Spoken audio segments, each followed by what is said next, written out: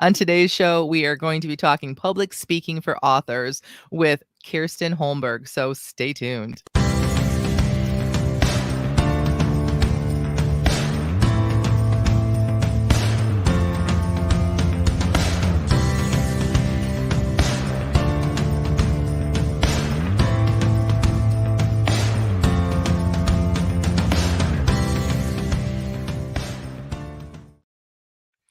Hi, everybody. Welcome to the Christian Indie Writers Podcast, where we inform, encourage, and support Christian indie writers on the journey toward publication. I'm Christina Catane, and I write Christian fantasy.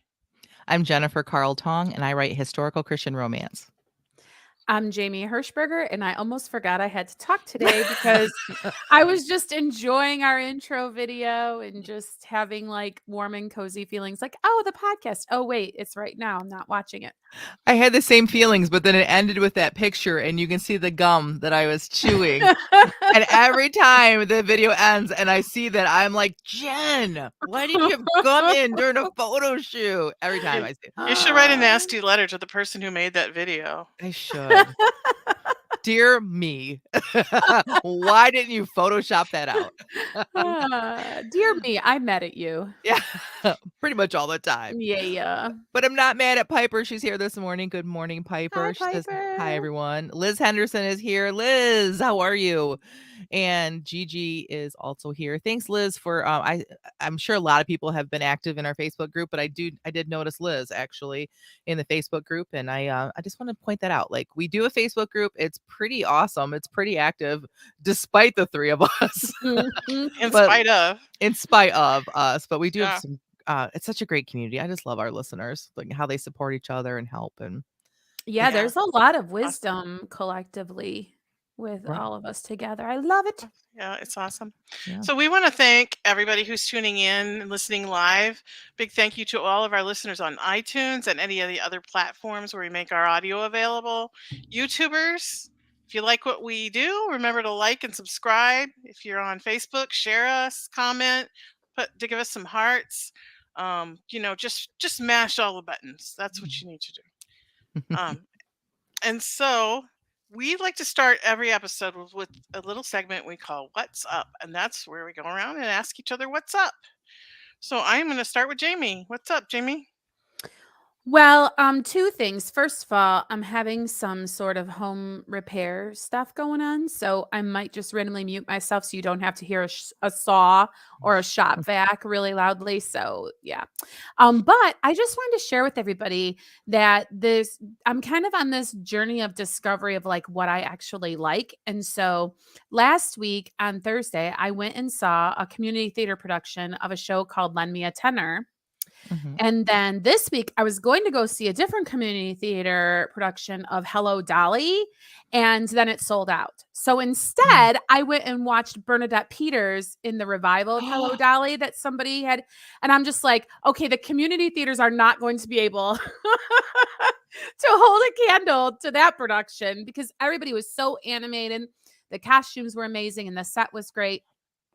But so what I wanted to share about what I've discovered about myself that I really like going to do and see things, but then afterward, like really thoughtfully expressing what I like, what I didn't like, and talking about that is what I like. Like the point of going to do something is to then like have opinions and have something to say.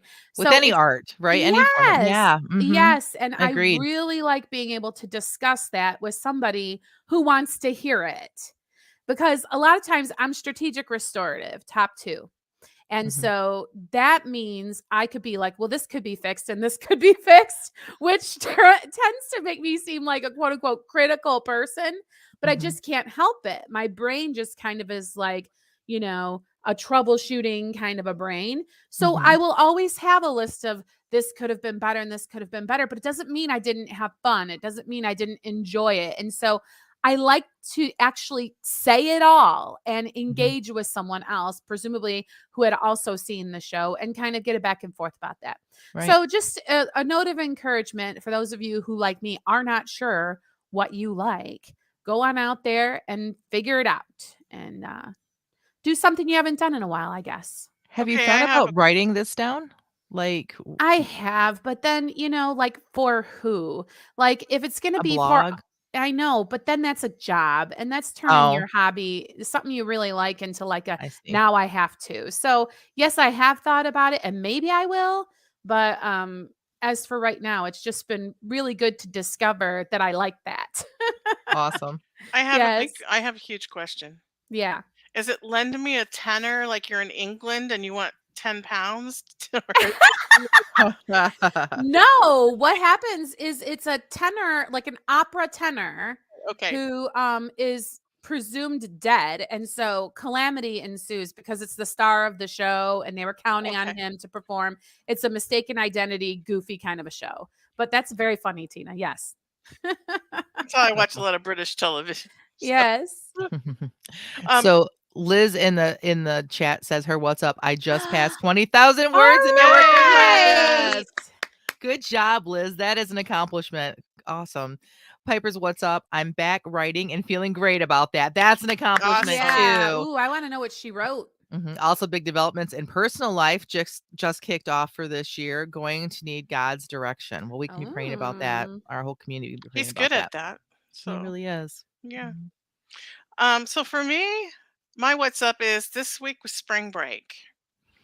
And all of my kids are grown and moved out of the house, but I have a granddaughter who is in kindergarten this year. And so she had spring break. And so I went and picked her up from school last Friday after school. Not from school, from her house, but it was after school.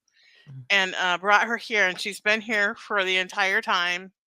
And How she'll be awesome. leaving tonight to go to her Auntie Amber's house for the weekend. They have lots of shenanigans planned, and it's been great. We made cookies. We made okay. My favorite chocolate chip cookie recipe was Jack's chocolate chip oatmeal cookies. You can find them on the Mm. internet.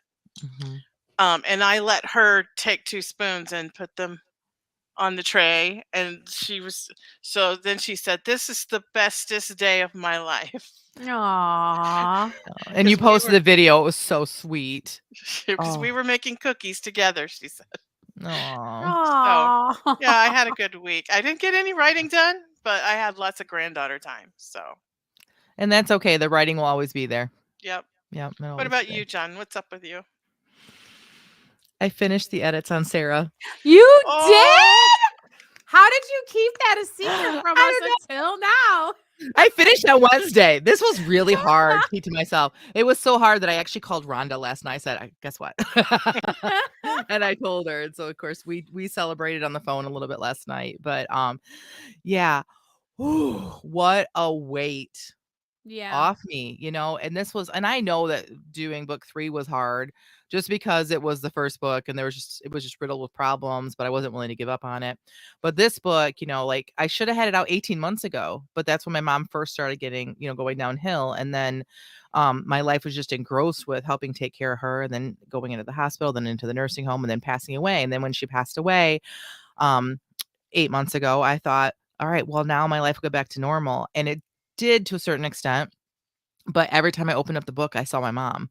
Like, it Mm. didn't really hit me until, like, I went back in it and, that so much of Sarah's character is my mom, and I've talked about this before. It's not my mom's story, for sure, but, like, there's so much of Sarah that is made up for my mom's experiences and stories my mom has told me and just my mom's personality that it was just emotionally exhausting to get through it, but I'm through it, and I've printed it, and it is off to my beta reader for the last kinda look before I put it in book form. So now I gotta do the cover and then, but we're not off to the races. I think I'm gonna sit on it and do a Christmas in July launch instead of just getting it out there. So I'm still praying about that. We'll see, because it is a Christmas book, technically. I mean, so anyway, I'm done. Well, I do want to say a couple of things like you should not should on yourself, right? Isn't that Mm, should have had it out 18 months ago yeah, is not the right way to I mean, not to be like that's not the right way to but give right. yourself permission to maybe explore not thinking about it that way.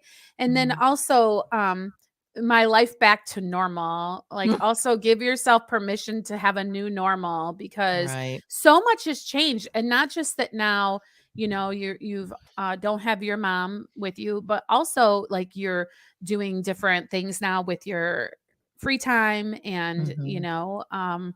so much has changed. It's Mhm. like back to normal is like, you know what I mean? Like it's Yeah. a new normal for you, and I'm so happy for you. Thank you. Because Yeah. that has been really making you not feel happy. Uh-oh, mute me. Yeah, and it was really making me feel too like I can't move on to anything else, and now I just feel like this weight is off me. In April, I mean, we're coming up to April here really fast, which if you're participating in Camp NaNoWriMo, like, it's coming, and I'm, like, ready for it. Like, I'm, like, Nice. moving on to book 1 of the next series, and I'm super excited, Is and that gonna be Widows of the West?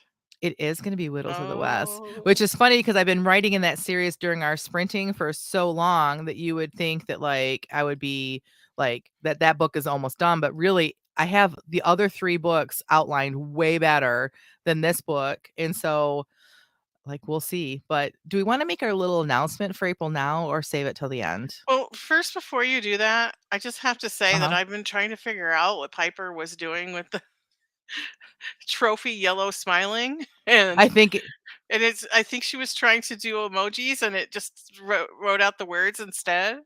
I think it's on our end. I think Is that it? if you are in YouTube, you'll see I just think that the correlation between the app that we use and yeah, Oh, so because I was kind of like, what does she mean by blue smiling?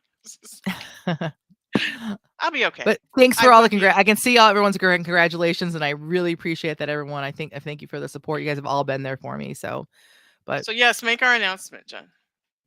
coming this April, live, Writing Sprints Live, Tina and I are going to be doing an in-person write-in. I Woo! know, so excited. Every Thursday in April, in Michigan here. I know if you're not local, you could care less, but if you are local and it can at all come out, this would be a great opportunity to not only meet us and be able to get some, like, fun fellowship time in with us, but to get some writing done and crush those Camp NaNoWriMo word goals. And we're going to be at the Refinery Coffee Co., which is located inside Refinery Church in Ortonville, Michigan. And hopefully this is something that people will show up for. If not, at least Tina and I will be there writing. It may Right. just be the 2 of us, and And we are okay shenanigans with will that. ensue. Yeah, I don't know what. There we go. I want you to show up that way. I had something on the bottom. So It's yes, so shenanigans for awesome. sure. Yeah. And it's like if it's commutable for you, I mean, they're gonna be there a good amount of time. So, it I would mean, be it's worth only the drive 12 over. hours for Katie, so Is that, did she say that? Oh, no, I just know where she lives, and oh, I just drove to that area recently. Piper says, "I'm so jealous." Well, Piper, I mean, if you were really dedicated, you Plane ticket. Let's plane ticket, we take the could find red something eye. for you to say. Catherine says, "Oh man, I'm coming down there this Thursday, but it won't be that it's not this Thursday. Oh no, it is this Thursday. That's right. We do start this April week. is already. Can you Yeah." believe it? She says, "I'm coming down there this Thursday, but I probably won't get there until well after the time you're done." We'll get up earlier, Catherine. I don't even know what the problem is. We are Oh, committing to 9 to 1, but the church is available to us. The cafe is, and it's a real legit kind of cafe. I mean, it's inside the church, but you'll see when you get there, and it'll be open for drinks and whatnot. But it's open to us longer than that. So we'll just see. If I get the writing bug, I may not stop. So get those there you words go. in. Yeah. Okay, so Yep. it's probably time that we should transition into our topic of the day. And today's topic is public speaking for authors. And we are so excited to have Kirsten Holmberg on the show today. Kirsten is a devotional writer, public speaking coach, and communication consultant. She writes for Our Daily Bread and has coached executives, TEDx speakers, authors, pastors, and more. She's also able to recite all 46 prepositions in alphabetical order. Welcome to the show, Kirsten. All right, stop right there. We gotta. I don't. Thanks for being here, Kirsten. But we gotta talk about the prepositions. We gotta stop there. You can all of them in order. I'm impressed. Yes. So was my 7th grade language arts teacher. I learned them actually in 9th grade, which probably was like because I went to not a great school, but I had a really great 9th grade language arts teacher, and he used a paper towel roll to teach. you can look through the paper towel roll. You can be next to it. Like he used that to help us learn prepositions. And that's when I started teaching. That's what I did when I was still teaching, is I would teach it with I also had students get inside the garbage can. Like literally. So made it That fun. might have been less traumatic Yeah. than what I had to do. Oh, What'd you have really? to do? Well, no 12-year-old wants to stand up in front of the entire class and recite. Here I am Right. talking about public speaking, but having to stand up Yeah. in front of your peers Right. when you're feeling all of that prepubescent Mm-hmm. angst, it was really hard. I Yeah. kind of think it's just Wow. trauma encoded, but I can't prove that. It's funny because we talked a little bit about Clifton Strengths before we went live, and my number one is communication. I didn't know that back then, but 12-year-old Jen would 100% said, "I'll get in front of the class." I would have been the one up like, "Look at me, let's make a show out of this." Like, it would have totally My been her. husband is a pastor. He's a preacher. He would take an F in school before he would get up and talk in front of anybody. Oh my word, you're Mm. kidding. So it just shows the power of the Holy Spirit to Mhm. when the Lord calls you, he equips you Mm. That's because he true. was not equipped. Kirsten, awesome. I love it that you have that experience and those feelings about public speaking, and look at you now, kind of a thing. Yeah. Yes, Oh, indeed. It's something that even if you don't believe you can do, or maybe don't want to do, I am living proof that it's possible. How did the transition happen for you? What happened to turn you kind of more into a public speaker? Is it time or one story? By the time I was in high school, I did have to take a speech class.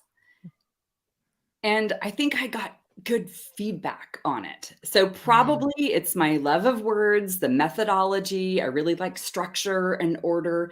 So chances are what I did, and I don't remember exactly, was develop good content that let me feel good about getting up in front of an audience. And it went well enough that then I kind of kept doing it. nice. And I do enjoy it. But friends, the adrenaline surge, that doesn't go away. Mhm. Mm-hmm. And Yeah. athletes wouldn't say that it goes away before they race or compete either. I think we can look at that adrenaline moment as being equipping for the task. Yeah. And you So- were an author first, correct? Or were you a public speaker first? I would say I was actually speaking before Oh, I okay. was writing, but I was definitely writing before I was coaching and Gotcha. teaching on public speaking. Okay. Okay. Interesting. So, could you tell us what makes authors good speakers? Oh, don't we all love our words? There. Our love for words, the affinity Mhm. that we have, the prize that we have on communication. This is our superpower when it comes to actually speaking.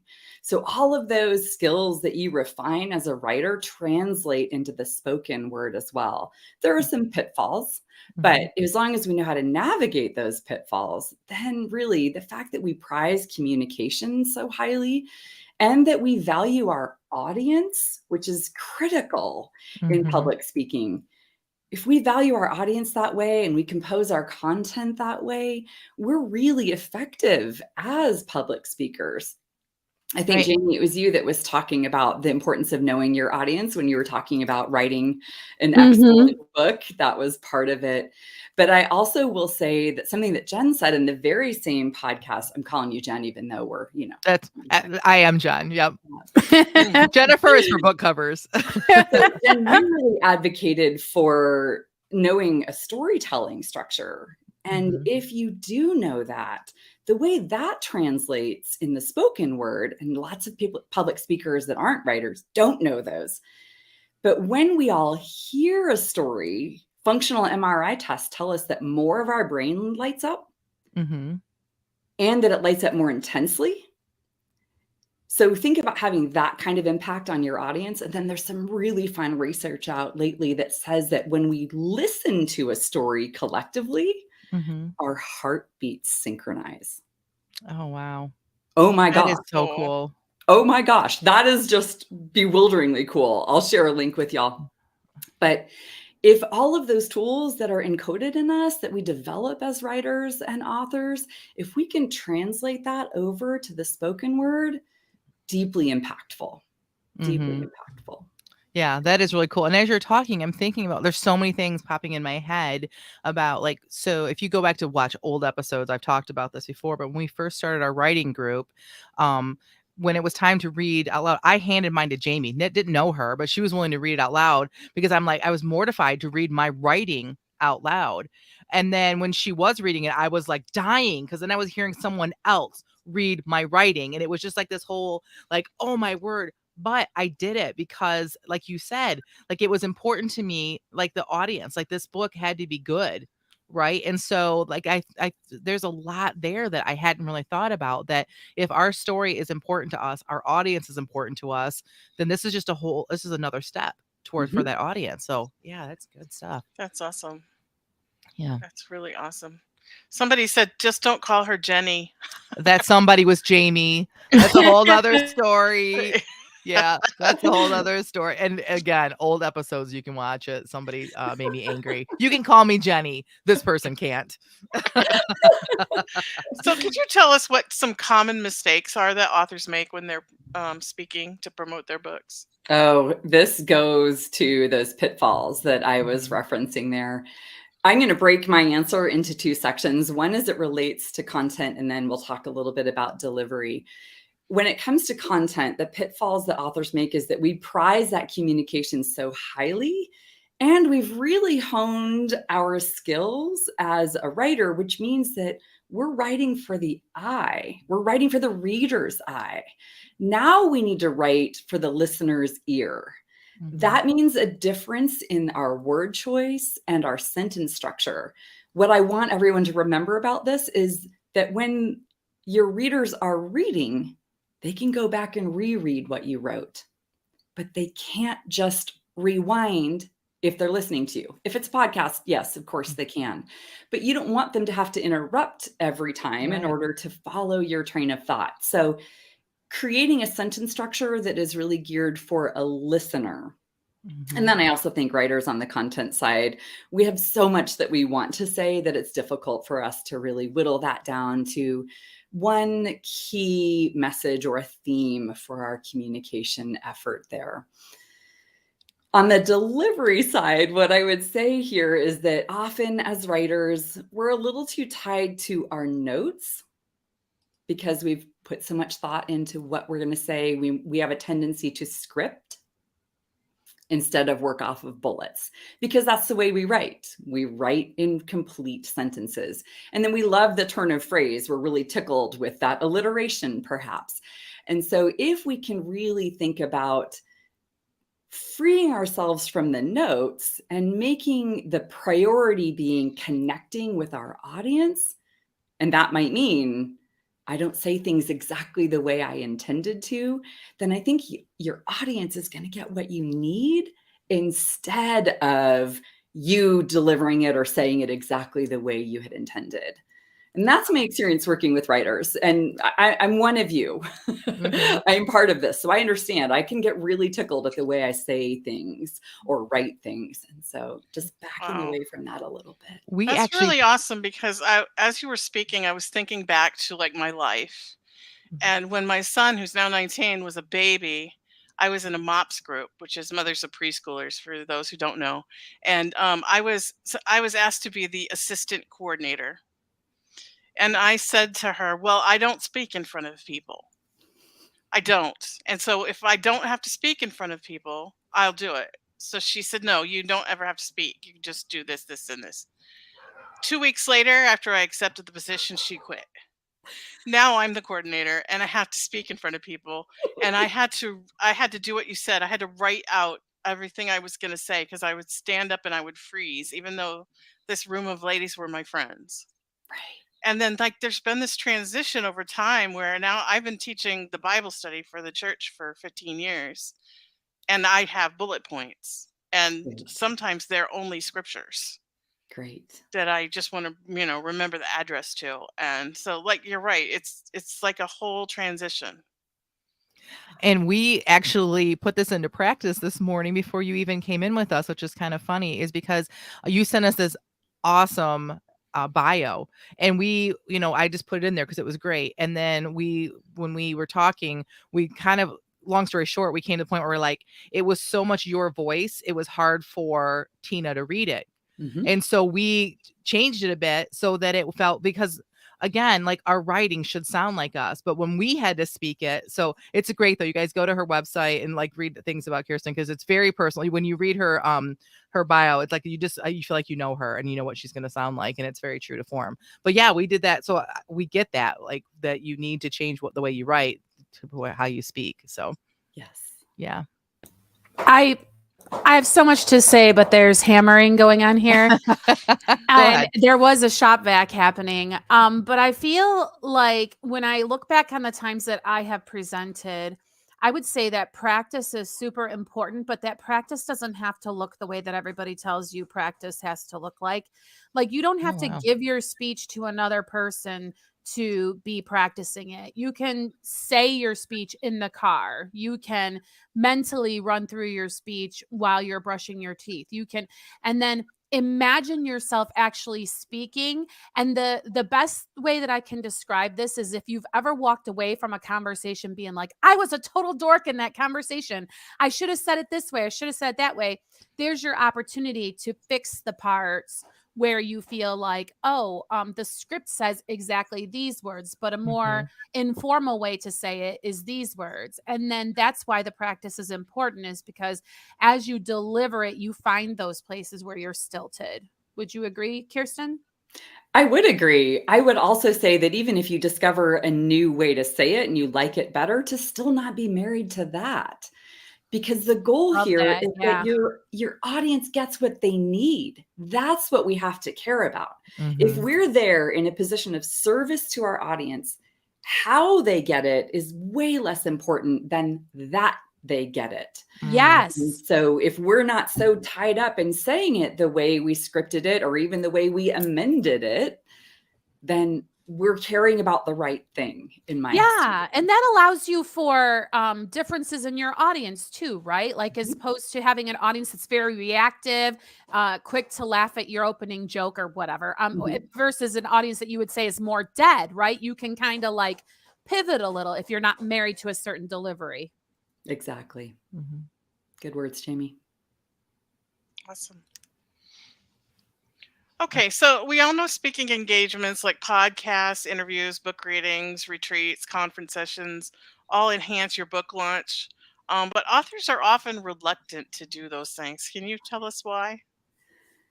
I think the chief reason is the same one that affects everyone, and that's that it's stressful feeling. It might produce some anxiety or just the raw fear of doing it. So we might shy away from it. All of us who are introverts might try to claim that introversion as being part of it. Not every writer is an introvert. And I have a lot of clients who, like me, are introverts, but are very comfortable being on stage or presenting in any capacity because they can manage their energy. But let's talk about that anxious feeling a little bit because it's the most common social fear out there. It's called glossophobia. You've all heard the quip about it being more scary than death. And okay, I don't really know. I mean, as Christians, I'm not afraid of death, so maybe that Right. must be true. But I think we've all gotten it in our heads that it's wrong to care what people think of us. And so if we find ourselves being afraid of the way an audience will receive us, and we also feel like I'm not supposed to care what they think. Well, you know what, friends? God designed us to be part of a body. He gave us community. It is right Mhm. that we care what our peers think of us. It can't matter more to us than what God says about us, but it does matter. And so just trying to put that in proper perspective and then developing some resilience against that anxiety, I'll just call it anxiety. That's a place that we can develop that skill. And it is a skill. It's not something that everyone is born with or someone is born with. The second reason that I see authors and writers shy away from public speaking, though, is that they fail to see the benefit of it. Mm. They kind of think, I don't know, do I really have to do this? Is it really all that important? Well, a publisher would tell you, no, you don't have to. A PR agency would tell you, no, you don't have to. But they would probably say it will go better for you when you can promote your book. And more importantly, I would say engage with your fans, engage with your audience, because that's a touch point that we get to have. We're going to know them better. They're going to feel like they know us better. Even if you're a fiction writer, this matters because you are writing, but you're also writing to give someone else a gift. And so when we can give that gift and know them better, even through speaking, it's going to serve your book and it's going to serve you as a writer as well. See, that was gonna be my next question because I know you write nonfiction, you write Mhm. devotionals, and you write for Our Daily Bread, which I think is awesome. I daily read it. I love it's my Michigan. go-to. Michigan. Yeah, yeah. I always forget that it's like it's here in Michigan. But are you in Michigan? I You're am not in. not. No. I'm in Idaho. Well, But I've well, grown quite fond of Grand Rapids. okay. I was gonna say, all right. Well, we'll forgive you for that. But anyway, like like I can see the validity of this for a nonfiction writer, but like it also works for fiction writers too. I just think it's harder for us to in our minds to know, well, where would we speak? Like what like someone's not going to call me to speak at a retreat and talk about like romance. Maybe they would. I mean, there are things I can talk to, but that I'm not first on their list, right? So like Mhm. what is fiction writers like where are places that we would like talk about this? Like where would I be like someone that would be doing public speaking in your Mhm. opinion? Yeah, because if you write nonfiction, you obviously have a message. Like in your message is like how to do blah blah blah or whatever. But when you're a fiction writer, your audience isn't as clear, maybe. Mm. Hmm. I would push back on that a little bit, Jamie. I do think your audience is clear. You do know who you are slotting your book toward when you're pitching this to publishers. You've thought about what the marketing is. You know something about your audience. But I don't write fiction, so I will tread lightly here. Your books all have a message, don't they? Yes. Yeah. So does that message, you've chosen a fiction vehicle to convey that message, but your message is still relevant some way for an audience. But even if you were wanting to host a reading as part of your launch, you could do that virtually. You could do that at the bookstore. You all know how to promote books. So I'm not telling you anything you don't know. But look at those opportunities to simply engage with your audience and think about they want to know me in the same way Mhm. that you benefit from knowing them. Mhm. Yeah. That's great. Do you have any tips that you could offer for those of us that maybe would have some stress or anxiety about this? Because a lot of authors are mostly introverts. So like just this topic, our chat is a little bit quiet today because I'm sure that a lot of the in the chat already are like, nope, I'm out, I'm out. So like, what I don't want them to be out because we know that they're great. Like some of these we've never met, but we just know their hearts just from the way they interact with each other and with us. So, like, what are some ways or some tips that you would have to help that person that is like having anxiety about this Oh, idea? for sure. Well, let me first address that introversion question because I'm an introvert too. And I would Mhm. say that what I say to my clients who are introverts is realize that this is a conversation where you can totally manage your energy. Mhm. And so you don't need to recuse yourself because you're an introvert. You might want to excuse yourself because you're an introvert, but I think that there are ways to navigate this. In a broader sense, introverts and extroverts alike, when you're feeling that anxiety, I would say something I already said, realize it's a skill. This is Mhm. something that can be learned. As Christians, adopting a posture of service. Mm. I am here in service of these people that God has put in front of me. Hmm. And if I am serving them, then my focus is on them. I'm not worried about the focus on me. So that takes a little bit of that pressure off.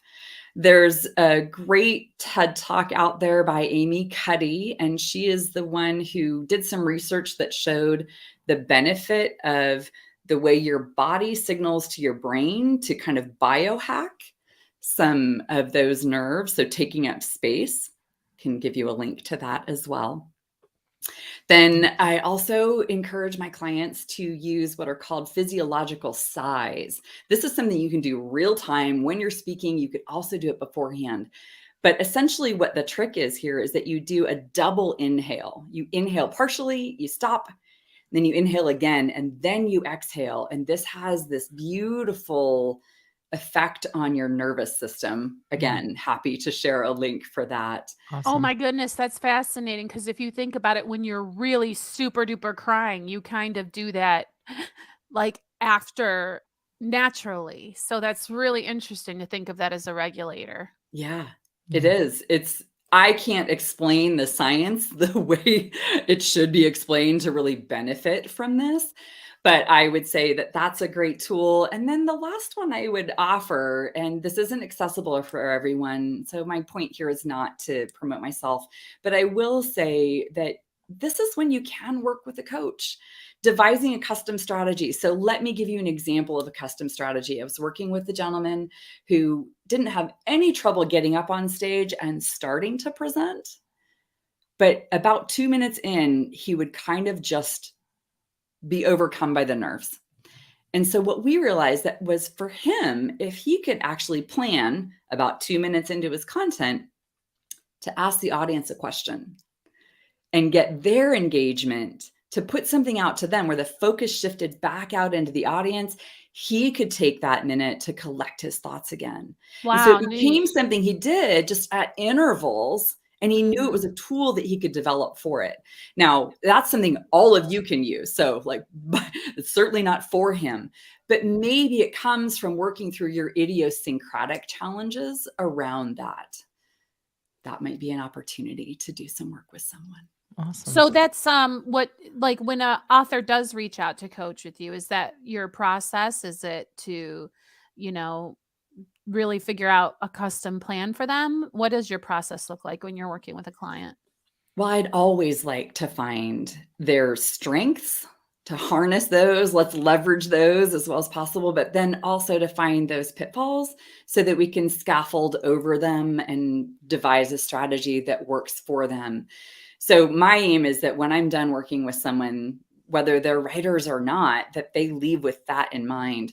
What I do try to do specifically with authors, however, is to start with that audience persona idea. Who are your readers? And figuring out what the readers of your book are, and then comparing that to who might be in the audience when you're speaking to them. And finding the overlap, but then asking the really important question of why will they come to an event?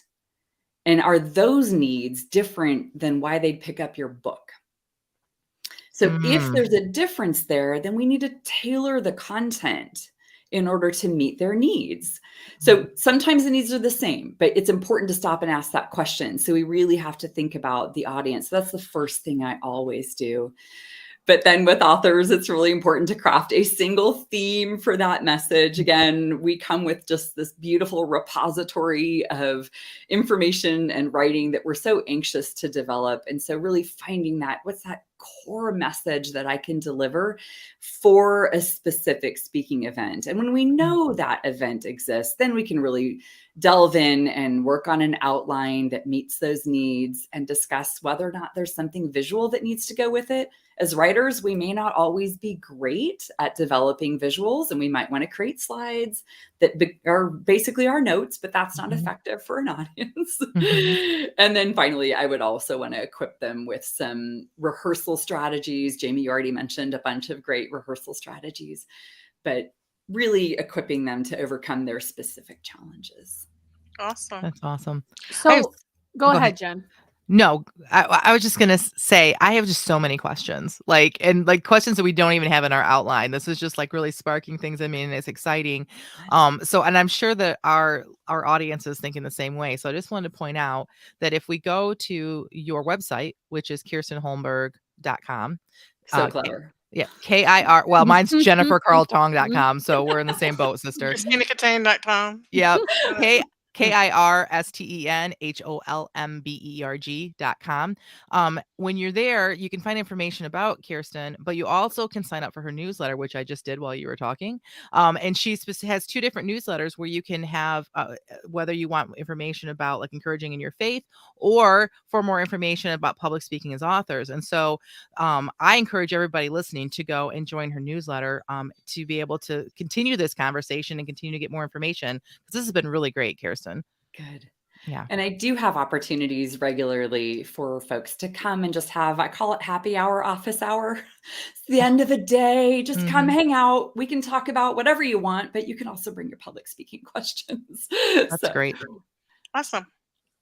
I Jamie, just did you have wanted to, another question? yeah, Go ahead. yeah. I just kind of like my brain, a door opened up in my brain as you were speaking. And so to kind of backtrack, you could go speak at an event about something that has nothing to do with your book, just as somebody who can also speak about, like, I don't know, why eating a peanut butter sandwich every day is good for you. I don't even know. But then the fact is, you don't have to be speaking about necessarily your book. You don't have Right. to be speaking about necessarily your genre or whatever. And I think it just didn't ever really occur to me before that it doesn't necessarily have to have anything to do with your writing career. But then you also are letting people know that your books are out there, possibly a merch table or something like that. Right. Recognize that you are already a skilled communicator, that this is a different format. Extract the messages, the things that you know. Friends, often we forget that we know things. Right. We think they're common because we know them. Mhm. So that's part of the curse of knowledge. I also believe that that curse of knowledge is we forget what it's like to not know something. And so Right. then we don't communicate as effectively around it. But I would say the first piece of that is we forget that we know things. So what research you've done on your characters, if you're a fiction writer, Mhm. you know something about that. You may not be an authority. You know, does a physician need to speak to that instead? Maybe, peanut butter. I'll eat a peanut butter sandwich every day. So if you want to do that, I'm Right. down. I'm here for all of it. But you know something. So Mhm. believe that you can. But the theme of my book, like we could take it and look at it at that level as well, like you mentioned earlier. Like my themes are always connected with scripture. There's always a lesson of the arc. How is my character improving? And it's always there's a spiritual arc with each of my characters. And I spend a lot of time studying the word in association with that character arc. And as you're saying this, I'm like, I could totally do at a women's event or whatever. I could totally speak to that and enjoy doing that. So that is just like, yeah, opening up a whole nother door for me. Yeah. Love that. Jennifer, Michigan history and Yeah. preserving the theater and all of that kind of stuff too. Who knows? Historical Society might like to have you come, whatever. Right. Love it. So Nice. exciting.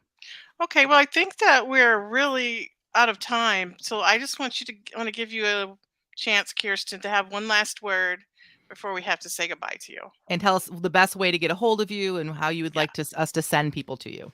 Oh, the best way is that website. So thank you for that. KirstenHolmberg.com. Everything is there. You can find all my social from there, the newsletter, etc. So that's the best way.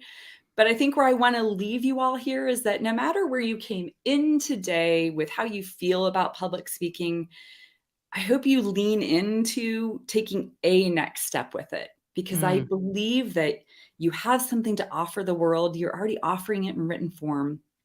So lean into these skills and believe that you can become proficient in that. And I want you to get God's word out there, nonfiction or Amen. fiction. Amen. Awesome. Thank you. Thanks for Thank you so coming. much for coming. This was Thank great. you for having me. What a joy to be with you. You have to come back sometime. We would love to have you again. All about it. All right. Awesome. Let's do it. Thanks, Kirsten. Thanks, team. Okay. That was amazing. That was. Yeah. But it is time for our favorite part of the podcast, where we read our sprints. It's feedback time, the feeding of the backs.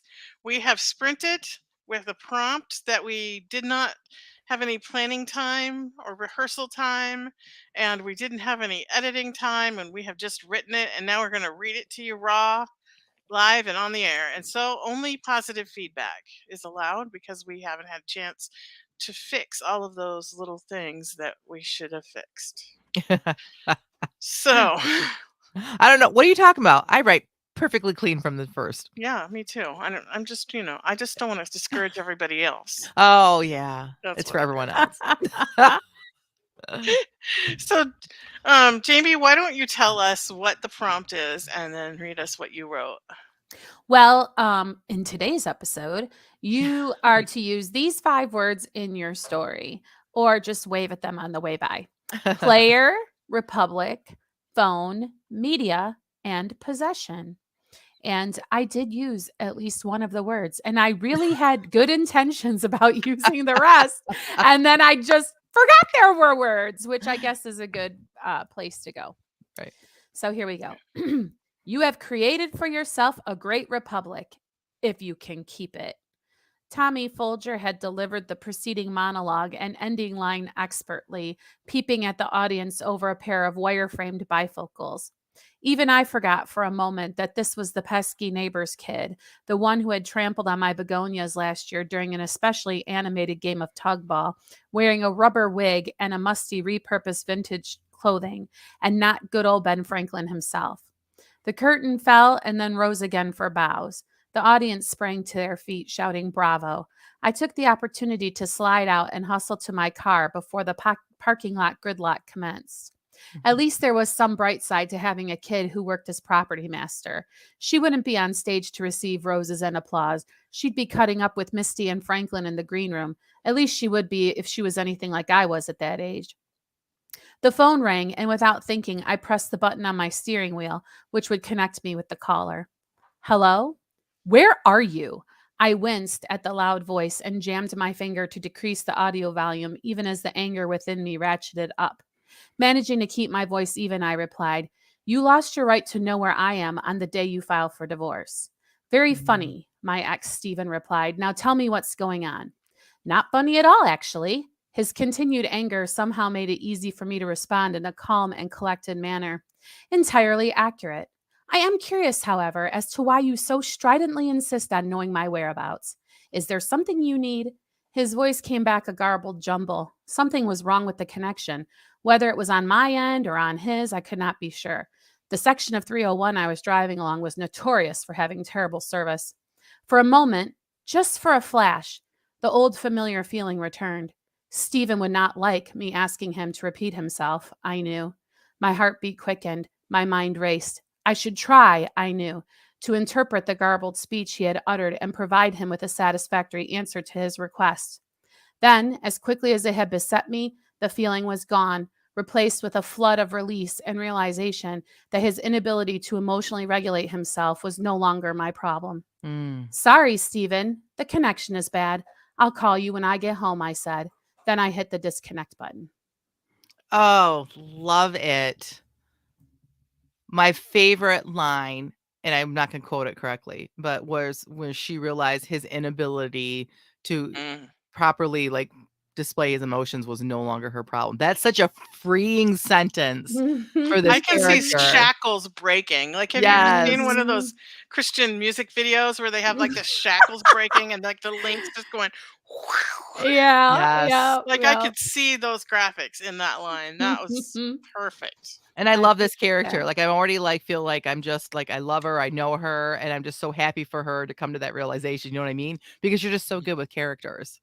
Thank you. So I good. appreciate that. It's really interesting because I really didn't have any idea where it was going, except that Republic word reminded me of that Ben Franklin quote, which I probably butchered, but I knew he said something like that. And then we were off. Isn't that interesting? Yeah. And it didn't even occur to me that the theater thing was probably because the what's up that was on my mind that I was going to be saying later. Anyway, and we were talking about public speaking. Yeah, just really strange where these ideas come from. It's crazy. And I think it's hilarious that you talked about a phone. It was it was a telephone conversation, but I don't think you even used the word phone, which would have been a great place for you to put that word, which is what. Oh my goodness, it's one of the words. It's not really. Oh man. Hey, you waved at it. You waved at it, so it was there. And player too. Player probably put him in a play. Yes. Well, Yeah. Yeah, probably. And I probably yeah. thought I was gonna use the word player, And you know. possession is a very narcissistic Yeah. kind of It's all there, Jamie. thing. It's all there. I hinted at the words, so Right. they counts. They're Yeah. And all in there. yeah. Liz said that she used 4 of the words in her sprint, and she said Republic Wow. was difficult for me when work in progress. Good Um, job. I hope you're gonna post it so we can read it, Liz. Yeah. So, and Piper says, "Oh my goodness, this is so good, Jamie." Oh, Agreed. thank you. Gigi says, "Jamie, awesome, powerful character." Liz said, "I love the description of the costume near the beginning." Yes, I agree with Oh, that. thanks. Um, Yeah. and can I just Fun. take a minute to apologize to our chat because people were chatting at one point, but it was just the episode was very like full, and I just didn't have time to. So I'm glad you guys could see each Mhm. other's chats, and I'm sorry I wasn't able to put it back on the Yeah, we were screen. running short of time. Yeah, We were really trying but to. we appreciate the activity and then and your guys the community that we have here. So sorry. Yeah. Absolutely. Yes. Awesome. Alrighty. Okay, so I guess that makes it my turn. Mm-hmm. So I'm going to give everyone 3 guesses what kind of book I've been reading when we get done hearing my sprint. All right. There was a long line of royalty that came before Tristan, whose portraits lined the great hall, all of them with shoulder-length dark hair, blunt bangs, and bulbous noses. He didn't fit at all. His short ginger curls and decidedly tiny nose wasn't regal looking at all. In fact, in his estimation, he resembled more of a page boy, or perhaps a jester. The only thing that spoke well of him was the fine clothing made for him by the best tailors in the Republic, and royal blue did wondrous things when paired with the color of his hair. He'd been given a royal education and taught to hunt by the royal huntsman. His sword skills were excellent, according to his tutors, though he'd never had occasion to put them to any real use. Tristan wiped his damp palms against his pants. "Stop squirming," hissed Agar. "The entire kingdom is watching." And there was the crux of the matter, wasn't it? Tristan would much prefer to lose himself deep in the inner rooms of the royal library, somewhere dark and dusty where he could lose himself in somebody else's inner turmoil, live somebody else's adventures from the safety of a chaise lounge. To be standing here in the open where everybody could see him made his skin crawl and his stomach curdle. Who in their right mind was it that had decided that he should be king? He glanced at his father, standing to his left. He was a large man, bent and stooped with age.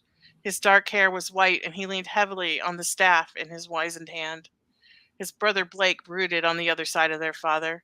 His face was red with indignation and his eyes stormy. Tristan couldn't blame him, really.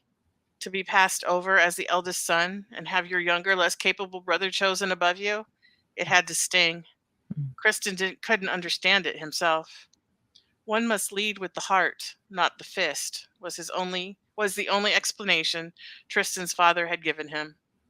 Tristan wasn't exactly sure what it meant, but what he did know was that his heart definitely wasn't in it. Oh, so good. Fantasy? Yes. Historical fantasy, yes. Oh, Wow. so good.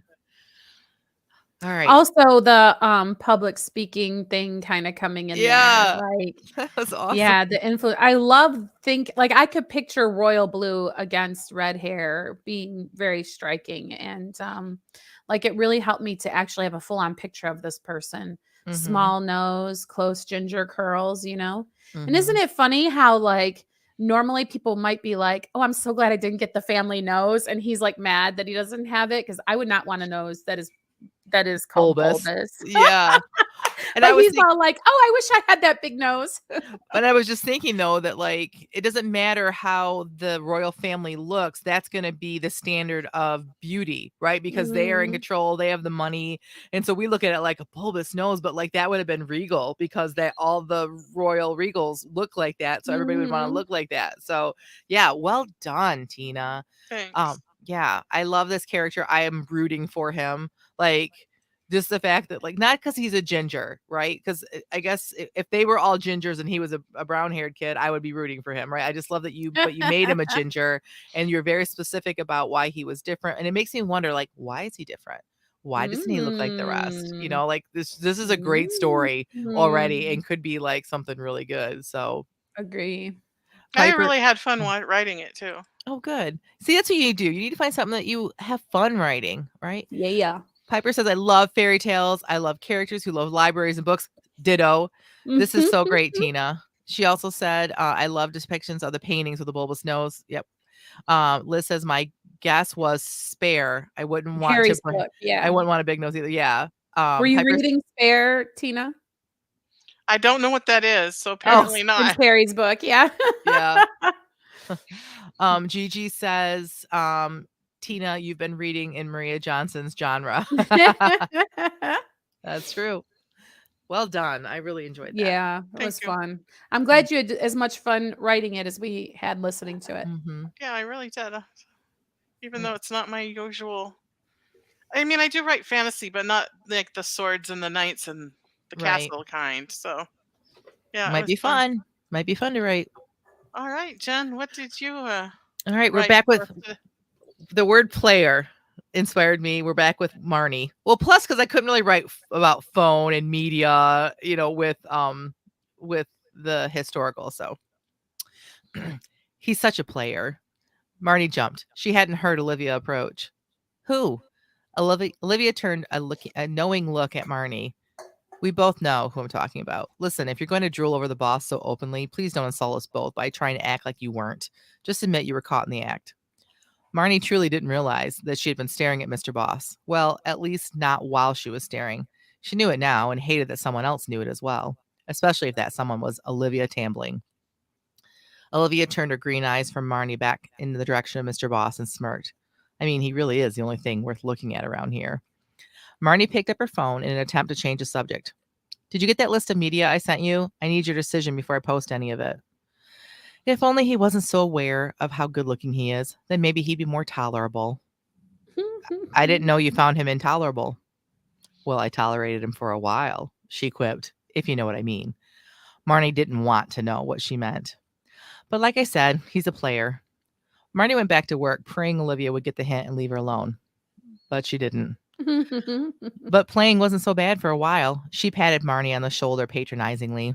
But honey, you are not fitted for that kind of sport. You'd best set your sights somewhere else. That's it. No, it can't be all. Sorry, I know no negative feedback. But... oh man, no, because all right, just because I know kind of the tropes, like when does she get her comeuppance? Like, can you read us the next 30,000 words so that I can? I love that her name is Olivia, that she has green eyes, because whenever I hear the name Olivia, I think of Olive. And then, so then I want her to have green eyes. So that was really great. I know you said her name was Olivia Tambling, but I totally heard the name Angie. And I can't say the last name too guilty. From That's when I was in elementary school. We all know an Olivia Tambling. and I hate her. I hate her with the love of Jesus.